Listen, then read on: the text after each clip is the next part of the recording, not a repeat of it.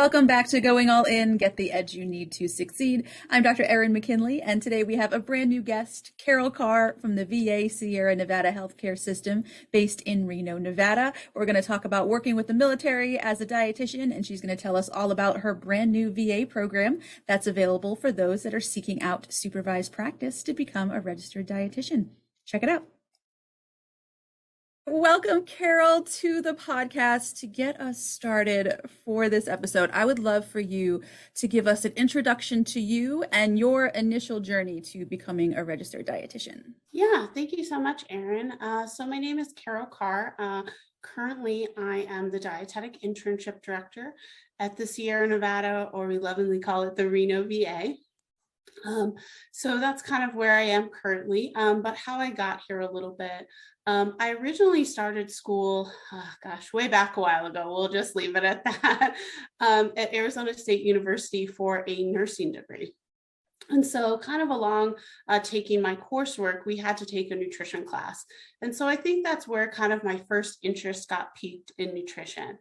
Then as, people might have heard before, getting into nursing school is similarly hard, like getting an RD internship.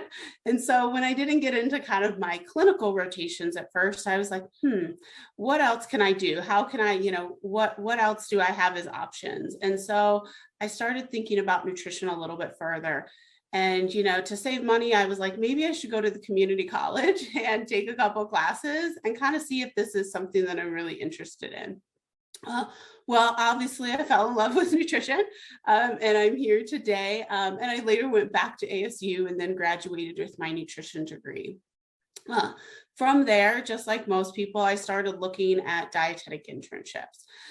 And I remember my father, who was a retired Army veteran, telling me that I should look into options within the military. And I lovingly thought he was crazy. And what were you talking about, Dad? Like, why would they have a dietetic internship, right? It just seemed like such a far-fetched concept with, thinking about how DICUS and D&D digital worked, that I was like, no, you must be crazy. But I lovingly took his advice and at least thought, okay, let me look into this. Much to my surprise, they actually did have an internship. And so I was like, oh, well, darn, maybe I really need to look into this and, heed his advice a little further. So I completed the U.S. Army Baylor Master's Program in Nutrition, which is a combined master's program and internship. I thought, growing up as a military child, that maybe I had some clue about the military and maybe this would be a good option for me. I also had, like a lot of people, some desire to serve my country or do something a little bit bigger than myself. Plus, it was a paid internship. So I thought, score. And I can get my master's degree. So this sounded really appealing as that struggling college student trying to make your bills meet. So after about the 50-page plus application, the interview, the physical, D&D digital, all that good stuff, I matched to their program. And then I was off shortly later to basic training and completing grad school within 9 months. And then we did our internship in the next 12 months. And I was able to sit for my RD exam and become a dietitian in the Army officially. So that's where it all began, I would say. Since then, we had talked about, talking a little bit about just kind of military and some opportunities. So I'll kind of continue a little bit on my journey as an RD and kind of talk about those points a little bit as well. So since internship, I graduated, became a dietitian, and, was working full-time as a dietitian in the Army. And so my first duty station, I kind of started out as like that lower level, like staff dietitian, as we called it. But shortly within that 2-year, 3-year time period I was there, I was progressing to be, our chief of education branch, for example. I was, going out and teaching a lot of nutrition classes to basic trainees. I was doing other roles like, being our infection control officer and our team steps trainer. So I really feel like just even in that first experience, more formally as like an Army officer now, I was getting a lot of different opportunities that I don't really feel like my civilian friends and counterparts were getting in comparison. I really felt like I had a lot of autonomy, and like leadership potential is definitely something that kind of sticks out to me looking back at it now. Um, After serving on active duty, I decided to hang up that hat and work for the military as a civilian instead. And so that I'd like to point that out because it is one aspect that sometimes people don't think about. If you want to work for the military, or like I currently work at the VA, it doesn't mean you necessarily have to like serve in that, active duty role and go to boot camp, for example. So there are lots of opportunities just working at local bases, VA hospitals, different things like that, that I think is kind of unique and something to think about if you have a desire to maybe serve a military population or those veterans. So in some of those roles, for example, I was a dietitian, led our bariatric surgery program at one of my bases where we were doing bariatric surgery on dependents or family members of active duty, obviously not the active duty population. And then a more recent role for me, I was actually the health promotion coordinator for an entire military base. And so I had a population of over 8,000 that I provided lots of different ways of just improving health. We had a broader focus than just nutrition. So that's why I like to kind of point out this job, that sometimes it doesn't always have to be just as narrow as being a dietitian. But we did things like sleep education. We worked with physical therapy and did stuff for like injury prevention. We went out to local units and said to the commander, okay, what is your unit struggling with health-wise? How can we help? What can we do to kind of improve that for them?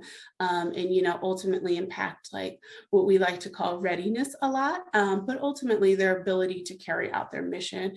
And so that was a really important role as well, but kind of something outside of the traditional dietitian wheelhouse. That's also available in a military population a lot of times.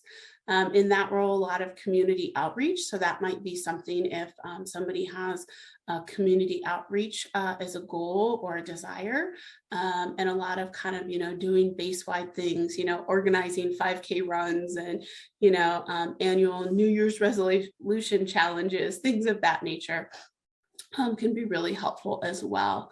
And then the other aspect kind of my career that I think is nice to highlight here is what about the Army Reserves aspect? And so I currently still serve in the Army Reserves as a dietitian. And so that might be an option for somebody that wants to have maybe a little bit more military impact than just being a civilian employee on a base, but doesn't want that full active duty 24/7 commitment. The reserves, as some people have heard before, is kind of like 2 weekends a month, or let me back up on that one. 2 days a month on the weekend, or 2 weeks out of the year in the summer, typically is kind of what it flows schedule wise. So it offers a lot more flexibility for people. I would caution people going into a role like that in the reserves. You're not typically going to be doing a lot of like nutrition counseling like you would if you were at a hospital, for example. You're going to be counseling some of your fellow soldiers as they need to meet weight standards. Or you might be doing a lot of just different admin tasks. One of my more recent roles was I was in charge of the Allied Health section, which had about 50 soldiers. And so I was in charge of running like their training exercises and making sure their paperwork and admin tasks were done, and a lot of different things like that. But it's kind of a great like broadening opportunity, especially if somebody wants to potentially get into more of a leadership role, even if that is within like a hospital organization, because now I can say, oh yeah, I've supervised 50 people, which is kind of hard just sometimes in a typical dietitian role to be able to say. And then, some other fun aspects that we've done along the way. When we're working on some of those training exercises, we have what we like to call these containerized kitchens. They're kind of like a mobile home looking thing that folds out to be a kitchen that we can cook in kind of a more remote environment. So it's kind of interesting to see what you can make there with, your dehydrated eggs over a Bunsen burner a lot of times, or making to feed like from scratch from food products, because if you were in a deployed setting, sometimes you don't get all those luxuries of, oh, I have my Jevity 1.2 and 1.5. You don't get those sometimes. So blenderized options for tube feeding can be another nice additive there. And then there's also just different opportunities that are kind of completely outside of nutrition in the military. I would say the reserves particularly. So currently I work with West Point, and I help local high school students in my current area of Reno, Nevada with their applications. And then I run some training courses for high school students over the summer as well there to kind of help them get some experiences of West Point to understand if that's something they would like to apply to, and to let them see if that's an option that's viable for them. So I think that kind of tells a little bit about kind of my background, how I got to be a dietitian, and kind of a few things that I've done along the way. I mentioned my current title of being internship director at the Reno VA. And so that's a more recent role for me.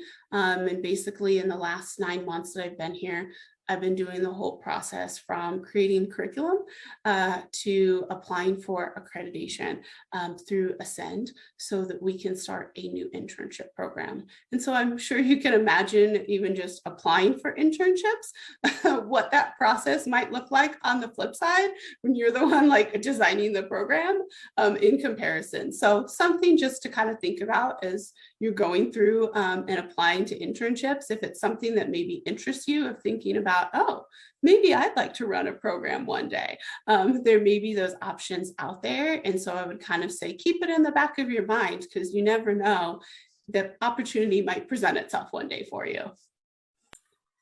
All right, so we're definitely going to talk about that new program a little bit more, Yes. but just to kind of talk more about working with the military, working with the VA, I queried my students to see what they really wanted to know. And one of the big questions was, what are the real pros or the real advantages of working for the VA? Yeah. So I think kind of, answering this first from kind of a more personal perspective, for me, it's a love of really working with fellow veterans and providing them care after the numerous sacrifices that they've made for us, whether that's, like a lot of our patients right now are Vietnam War veterans, and so clearly they've made a lot of sacrifices for our country, or a lot of post 9/11 veterans as well. And so for me, it's a lot of being able to give back to those people that have made a lot of sacrifices for us. But I would also say that, another pro of just working for the VA kind of is more of a broad thing is the salary and the benefits are vastly more overall than the civilian sector. When I was leaving active duty, I started looking at jobs more and kind of being like, oh, well, the world is my oyster. Where can I go? I have some experience here now being a dietitian. What would I like to do? And I definitely found that that was something that was drastically different. And so for me, that also kind of led me, besides my passion for veterans, to kind of continue on this path of serving some more.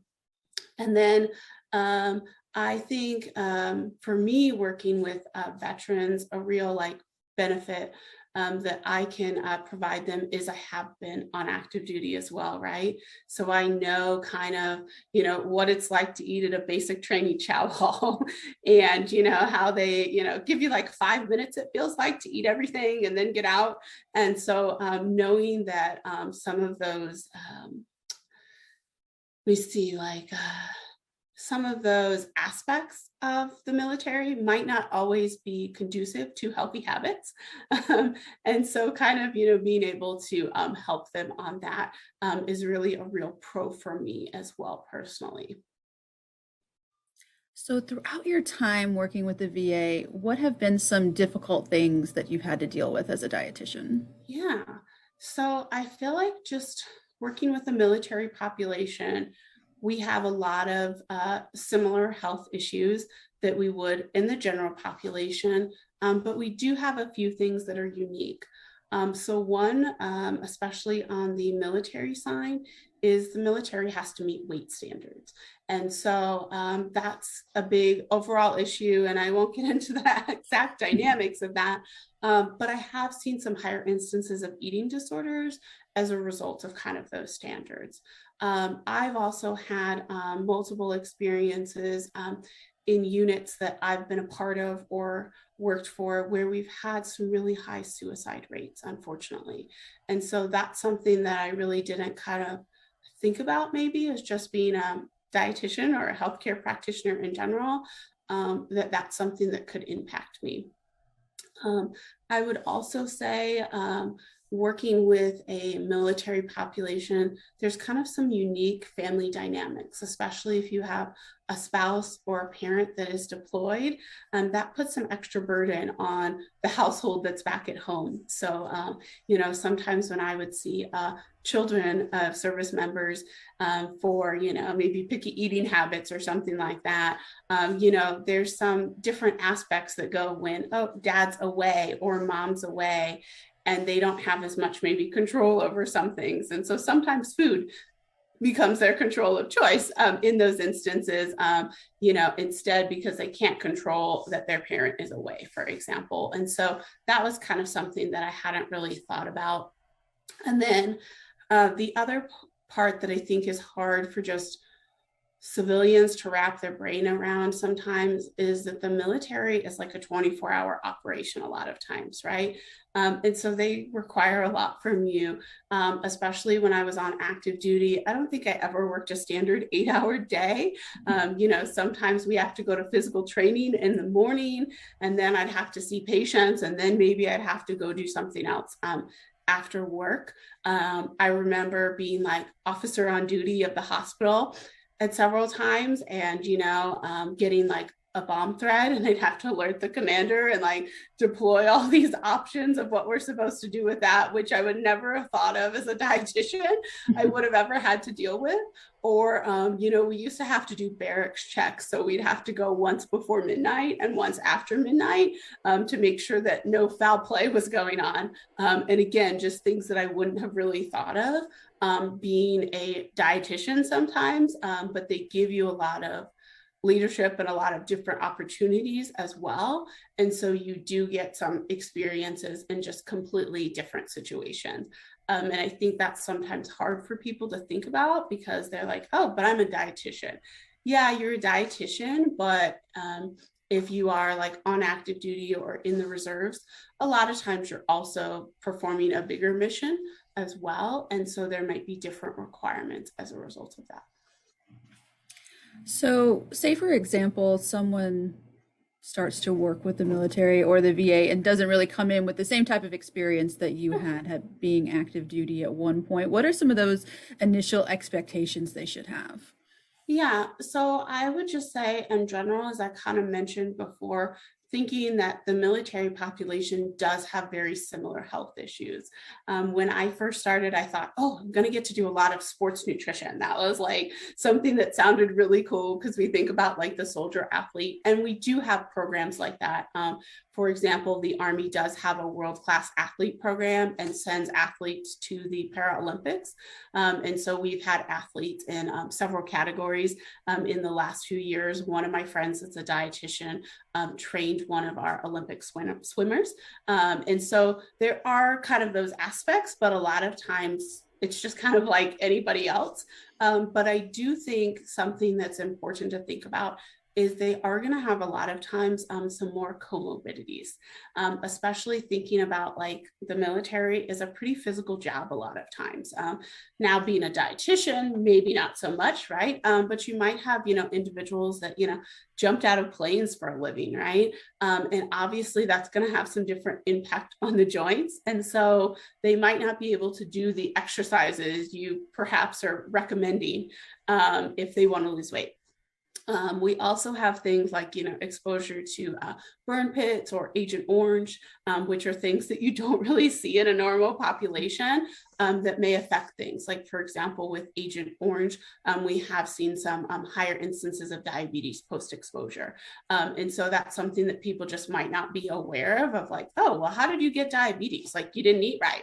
It's kind of what we think about sometimes. But there are sometimes some external factors or environmental factors in this instance that may have affected that. And so I think those are just kind of things to keep in mind in general, is that your population might have had different life experiences, and you need to be mindful and considerate and respectful of those things. The other thing I can think about when working with the military, more specifically the VA, we don't have any pediatric population, right? We're all veterans, so we're not going to have a 5-year-old. When you are working like for Department of Defense or more than military, you will have those a lot of times because you're also caring for the families of the service members.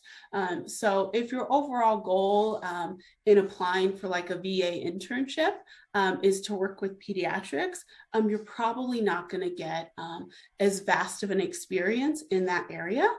Clearly, we send you to WIC and different things to get those, right? Because those are required patient populations, but it might not be as big of a role because our population is more in that geriatric class. And so those would be some things that I would kind of think about as you're thinking about working with the military or VA population, and if it might be the right fit for you, as we're going to have a little bit different patient populations, as well as just some different life experiences and maybe occupational experiences than you might have from somebody else.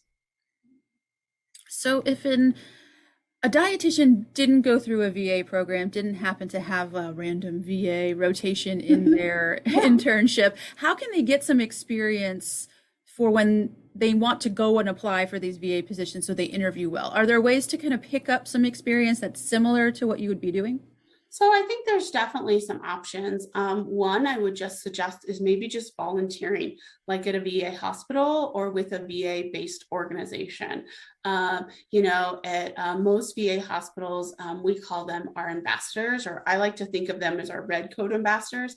But there are volunteers a lot that are helping patients, maybe get a wheelchair and take them to their appointment or give them directions, little different things like that in some instances. But a lot of times, you get to still connect with veterans and hear about their experiences, right?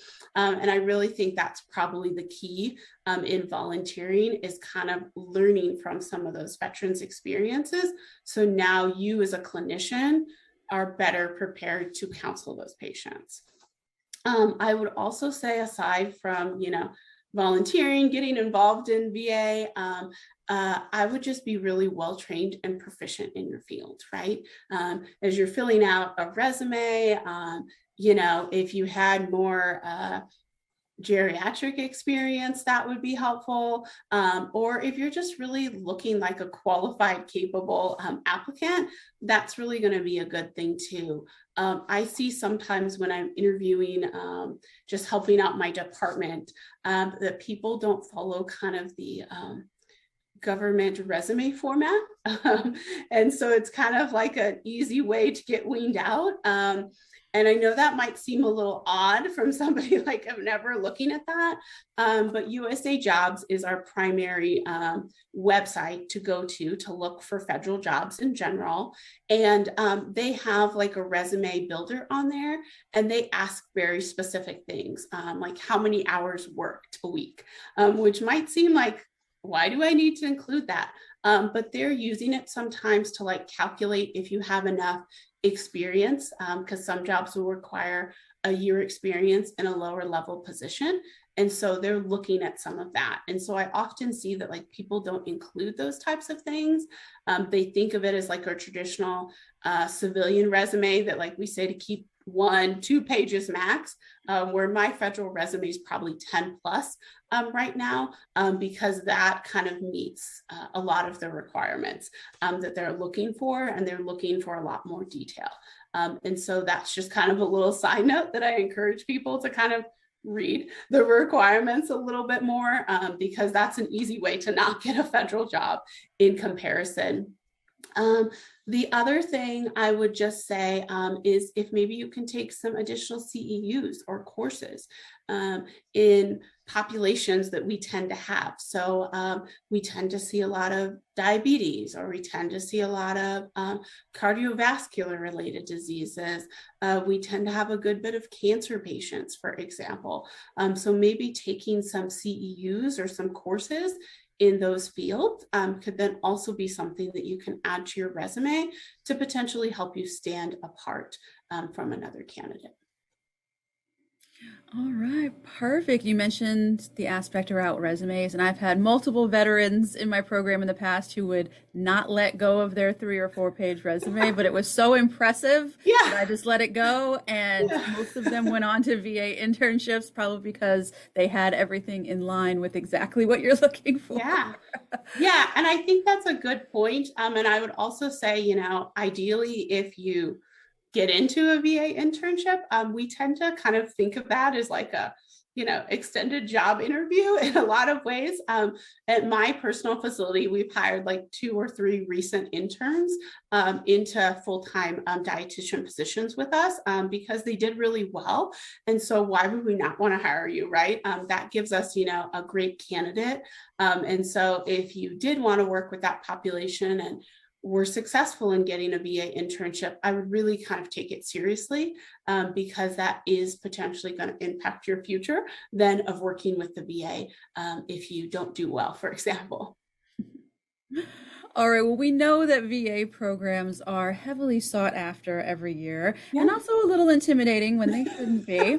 And so we do have an episode last year that we did with Kim Matwajow from the St. Louis location to kind of ease students' minds about applying to a VA program. But you have a brand new location that you are launching. So I would love for you to tell us about the Reno location and what you're expecting this year as far as applicants.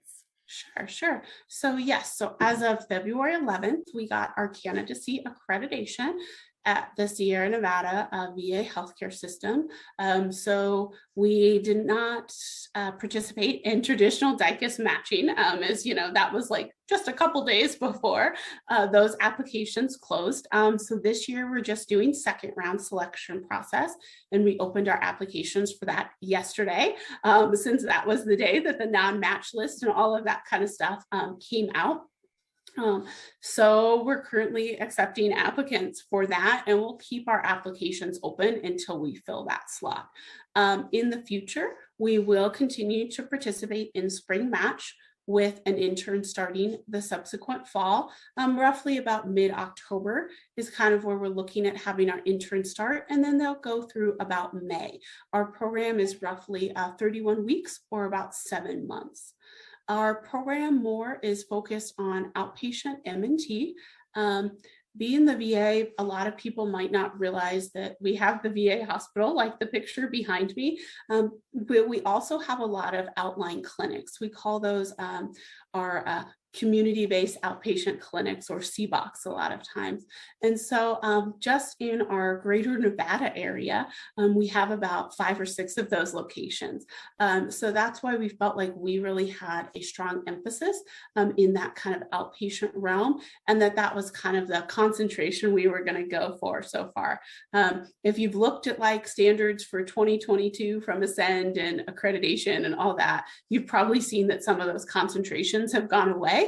But that just kind of gives you a little idea of kind of what we're focused on in case that's something that is interesting to you.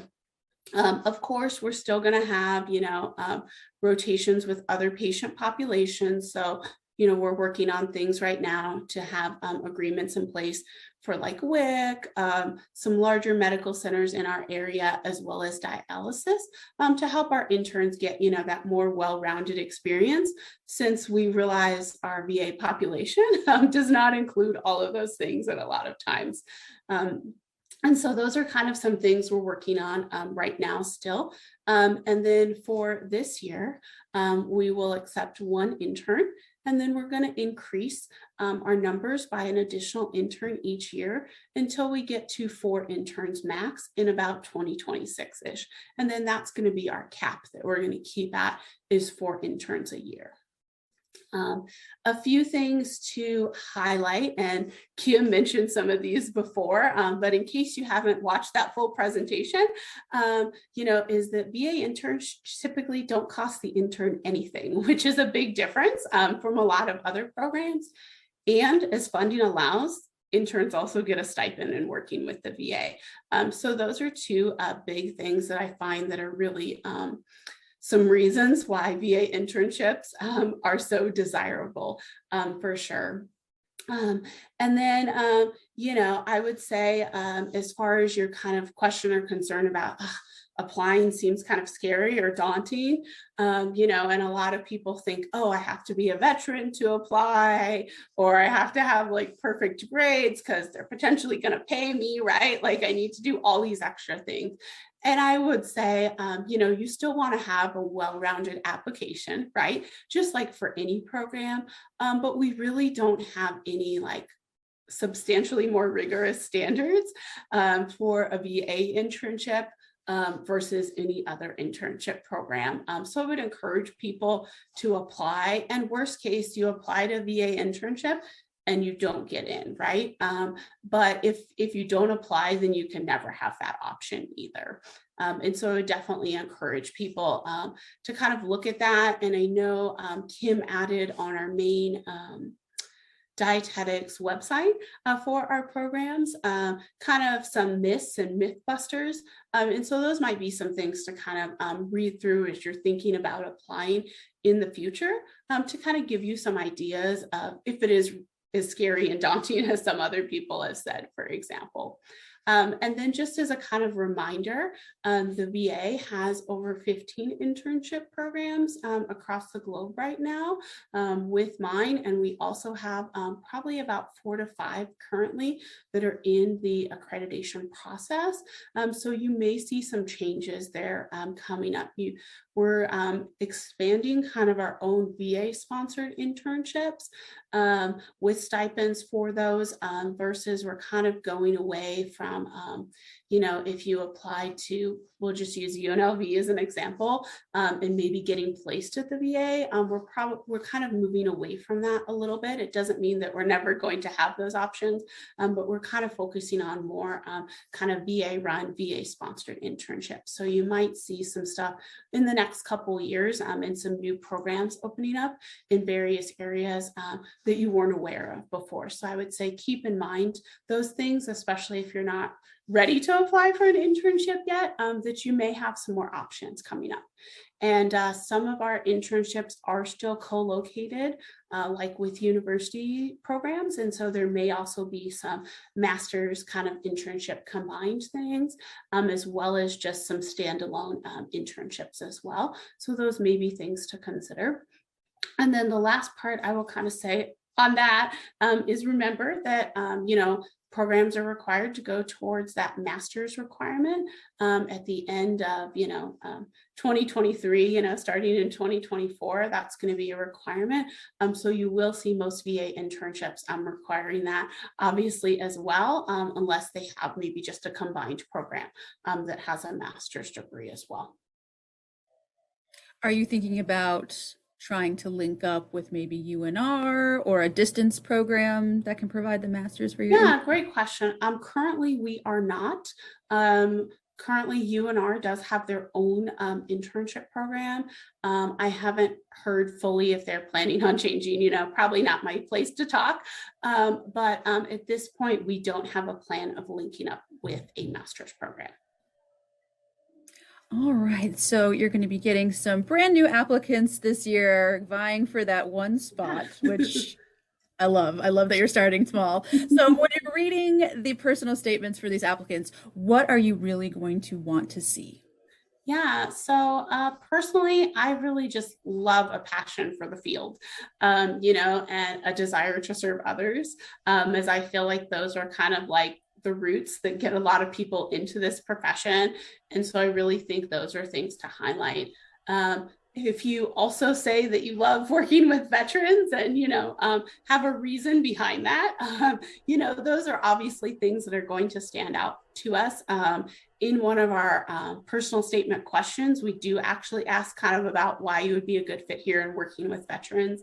And so I would say, make sure that you're reading those personal statement questions that programs have, because I do sometimes see that I just kind of get a blank or a blanketed personal statement, and it doesn't really address the questions that we're asking. And it's kind of an obvious of, oh, maybe they're not my strongest applicant because they couldn't even answer the questions that I'm asking. And so I would definitely say like kind of following directions is a good one. And then just basic things like, formatting, grammar, spell check, obviously those are all key things that are going to set a good impression from the start, versus if I see a lot of spelling errors, just like most people, right? You might kind of go to the bottom of the pile a little bit more, unless maybe you have something really strong in another area, because those are basic things that I would expect in your communication with us in your internship. And so those aren't really things that I have time to teach. And so those are kind of basic things that a lot of people will expect upfront for an internship or just even a job in general. So you mentioned some of those red flags already. Are there any additional red flags you want to mention that might get someone put to the bottom of the pile? Sure. Without kind of going too detailed and, to things like, COVID vaccine and exemptions and all those kind of things, as I know that's kind of a big buzz right now. Keep in mind that, we are a government organization and we have standards. And so if the standard is that you are required to have a vaccine of any kind as an intern, there may not be a whole lot of wiggle room there.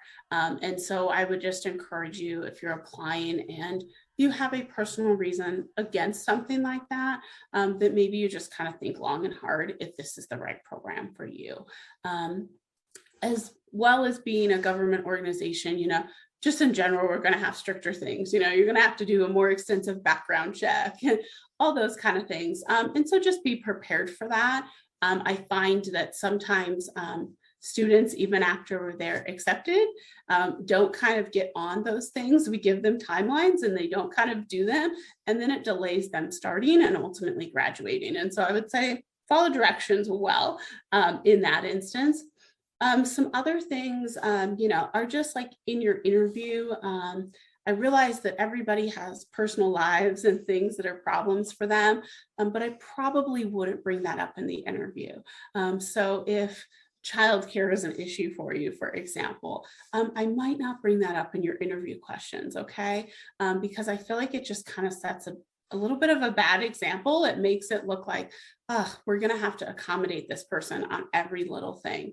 And so, there's ways to like bring up something like that, saying, hey, I appreciate more advance notice on schedule changes versus saying, oh, I have childcare issues, So I feel like, kind of sometimes how you're wording things can really set an impression for the interview panel. And so I would just kind of be aware of those.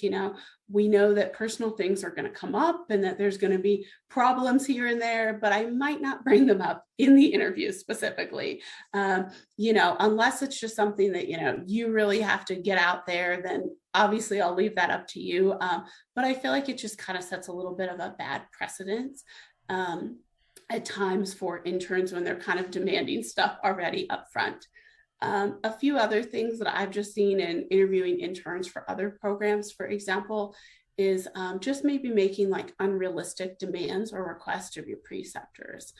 So I had one once that was kind of like, oh, I expect my preceptor to work all these extra hours after, the duty day and give me all this extra attention. Well, think about it. Your preceptor is a human being as well, right? They have a personal life, they have a job. So, my preceptors are more than willing to help you, right? But it might be unrealistic to expect them to stay multiple hours after their shift. And it might also be something in some instances where you as the student need to learn it on your own too, right? The preceptor is there to help you, but they're not there necessarily to spoon feed you every bit of piece of information.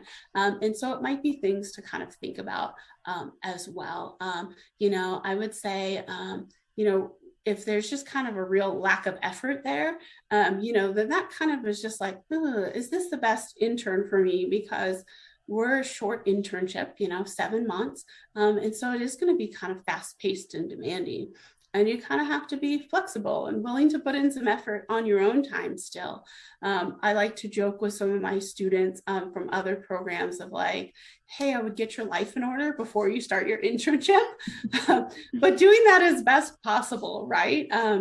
Because most internships are pretty fast paced. You can't really hold down a regular job on top of it. And so you do kind of, need to take things into consideration and put some plans in place. So if we go back to the childcare example, maybe it's having multiple backup plans of childcare so that, it's not impacting your rotation ultimately would be a good suggestion in comparison. All right. Well, that was all the questions that I had. So I love to close out each episode with a quick take-home message to viewers. Sure. So I think my take-home message would just be open to the possibilities within government healthcare, as they're often less scary and even more rewarding potentially than you may think. All right. Thank you so much, Carol, for joining me on this episode. And for those at home who would like some more information on the VA at the Sierra Nevada healthcare system and to apply to this year's one spot in their program, I've included their website in the description below this video and on the screen for you right now. And as always, don't forget to like and subscribe. The podcast is changing. It's new. We're getting new guests, new episodes, new a lot of things. And I don't want you to miss out on it. We'll see you next time.